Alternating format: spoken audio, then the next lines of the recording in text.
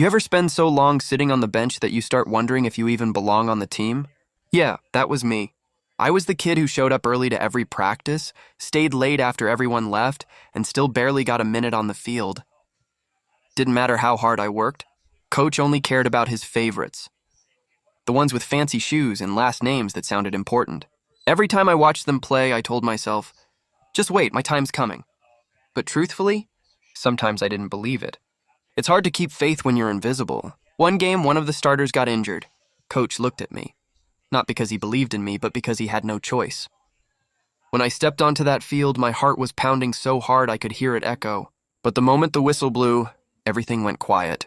Every sprint, every pass, every shot, all that frustration I'd carried for years came out like fire.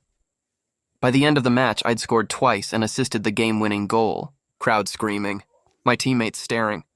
Even the coach was speechless. From that night on, I was no longer the bench warmer. I was the player other teams started planning for. Reporters called me the breakout story. But they didn't see the nights I trained alone under streetlights, the mornings I ran until my legs gave out, or the pain of hearing, "You're not good enough."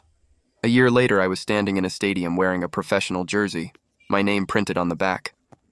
I saw my old coach in the crowd. He smiled at me like he'd always believed. I just smiled back and thought, you only see the shine now because you ignored the grind then. The truth is, I didn't become a star overnight. I just refused to stay invisible forever.